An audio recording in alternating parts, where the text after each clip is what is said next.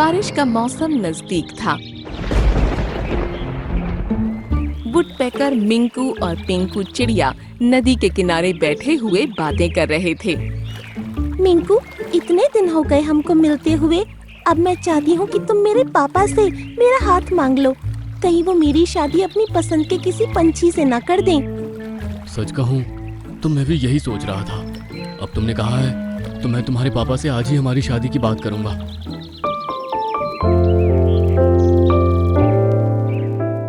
शाम होने पर जब पिंकी अपने पापा के साथ अपने घर पर अकेली थी तो वो बोले, मैं जरा अपने दोस्त से मिलकर आता हूँ। तुम घर का अच्छे से ध्यान रखना। पापा, वो मुझे आपसे कुछ कहना था। हाँ बोलो, इतना हिचकिचा क्यों रही हो? वो कोई आपसे मिलने आने वाला है, आप कहीं मत जाइए। उसके कहने पर उसके पापा वहीं रुक गए और कुछ देर बाद मिंकू वहाँ आया। नमस्ते पापा जी। नमस्ते। पापा जी, मैं और पिंकी एक दूसरे से शादी करना चाहते हैं। मैं आपसे उसका हाथ मांगने आया हूँ। इस पर पिंकी चुप रही तो उसके पापा समझ गए कि वो सच कह रहा है।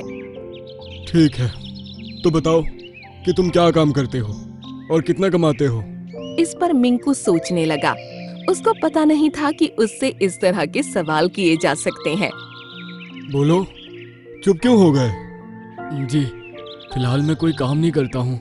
बस अपनी माँ बाप के साथ काली पहाड़ी के नीचे वाले जंगल में रहता हूँ। तो तुम शादी करके मेरी बेटी को कैसे रखोगे? जरा मुझे बताओ। अब मिंकू को अपनी कमी का अंदाजा हुआ और उसके मुंह से कोई जवाब न निकल पाया। एक वुडपेकर को केवल लकड़ी में छेद करना आता है, उसके अलावा कोई काम नहीं। और उस काम को करके कभी भी पैसा नहीं कमाया जा सकता। इसलिए तुम मेरी बेटी से शादी करने के ख्वाब देखना बंद कर दो। ये सुनकर मिंकू और पिंकू दोनों ही उदास हो गए। वो वहाँ से चल दिया और नदी के किनारे बने एक पेड़ पर बैठकर रोने लगा। पापा ने सच कहा, मैं किसी काम का नहीं हूँ। भगवान ने आखिर मुझे एक वुडपेकर ही क्यों बनाया? तभी उसके पास टीनू चिड़िया आई जो कि रो रही थी। अरे चिड़िया, तुम ऐसे क्यों रो रही हो? बारिश का मौसम तो हम जैसे पंछियों को रुलाने ही आता है। मैं उसी की वजह से रो रही हूँ। बताओ, तुमको क्या परेशानी है? मुझ जैसी चिड़ियों के घोंसले गर्मी और सर्दी का मौसम तो बर्दाश्त कर सकते हैं, लेकिन बारिश के मौसम में टूट ही जाते हैं। और अपने घर को टूटता हुआ देख भला कौन नहीं रोता। हाँ, ये बात तो है। घोंसला इतनी मुश्किल से बनता है और उसको टूटने में एक पल भी नहीं लगता। काश ऐसा होता कि हम जैसे छोटे पंछियों के लिए कोई ऐसा घर बाजार में मिलता जिसमें हम सर्दी, गर्मी और बरसात तीनों मौसमों में आराम से रह पाते। तभी नारियल के पेड़ से एक नारियल जमीन पर गिरा और दोनों की नजर उस पर पड़ी। इतना बड़ा नारियल इतनी ऊंचाई से गिरने के बाद भी नहीं टूटा। काश मेरा घोंसला भी इतना ही मजबूत होता। ये सुनकर मिंकू के दिमाग में न जाने क्या आया। वो उतरकर उस नारियल के पास पहुंचा और फिर उस नारियल के बीचों बीच चोंच मारने लगा। इससे नारियल में छेद हो गया और उससे पानी निकल गया। शायद इस नारियल से वो काम किया जा सकता है जिसके बारे में टीनू चिड़िया कह रही थी। फिर क्या था, मिंकू वुडपेकर अपना पसंदीदा काम करने में लग गया और लगातार नारियल के अंदर चोंच मारने लगा। मारते मारते नारियल के अंदर एक छेद हो गया। टीनू चिड़िया, जरा इधर आओ। जी मिंकू भैया, मैं आ गई।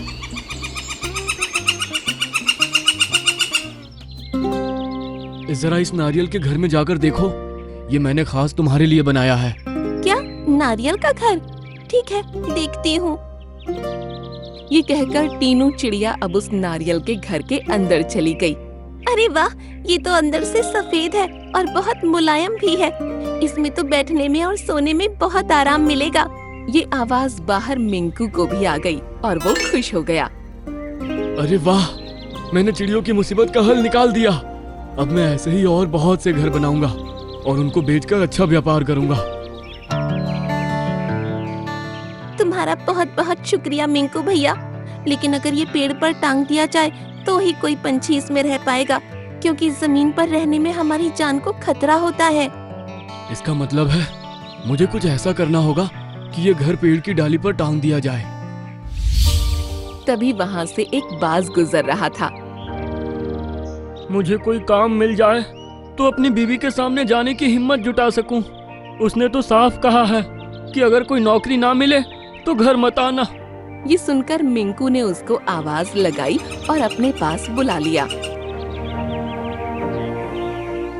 कालूबाज, मेरे पास तुम्हारे लिए एक काम है। मैं इन नारियलों से पंछियों के रहने के लिए घर बना रहा हूँ।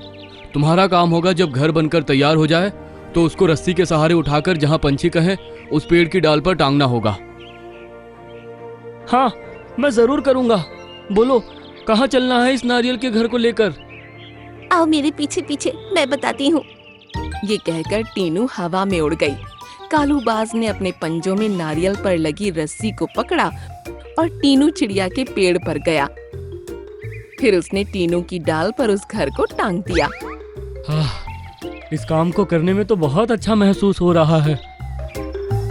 अब कालूबाज ने मिंकू के यहाँ काम करना शुरू कर दिया। मिंकू अब नारियल के अंदर छेद करके उसको घर जैसा बनाता और फिर जो भी ग्राहक उसे खरीदने आता था, कालूबाज उस नारियल को लेकर उसके साथ जाता और उसको उनके बताए हुए पेड़ पर टांगकर आ जाया करता। धीरे धीरे अब पूरे जंगल में मिंकू के नारियल के घर दिखाई देने लगे। बारिश का मौसम आने के बाद भी सभी पंछी अपने घरों में आराम से रहने लगे। इस तरह मिंकू ने बहुत सारा धन भी कमा लिया। अब मिंकू ने हिम्मत की और फिर से पिंकी के पापा के पास गया। नमस्ते पापा। नमस्ते, बोलो कैसे आना हुआ? तभी पास ही रहने वाली लाली चिड़िया वहाँ आई और बोली, अरे मिंकू बेटा, तुम यहाँ कैसे हो तुम? लाली, क्या तुम इसको जानती हो? इसे तो हर छोटा बड़ा पंछी जानता है। जंगल में तुमने वो नारियल के घर देखे हैं जो आजकल हर पेड़ पर नजर आ रहे हैं? हाँ, देखे हैं। वो सभी घर इसी के बनाए हुए हैं। नाजुक घोंसले जरा सी आंधी में टूट जाया करते थे। छोटे पंछियों को बहुत परेशानी होती थी। उसी परेशानी को समझते हुए इस बच्चे ने नारियल के मजबूत घर बनाए हैं जिनमें सभी पंछी आराम से रह रहे हैं। और जिन पंछियों के पास पैसे नहीं थे उनको तो इसने फ्री में घर बना कर दिए हैं। भगवान इसको जिंदगी भर खुश रखे। ये सुनकर पिंकी के पापा मिंकू को हैरानी से देखने लगे और उनके चेहरे पर खुशी भी झलक आई थी। तुमने एक बहुत ही अच्छा और नेकी का काम किया है।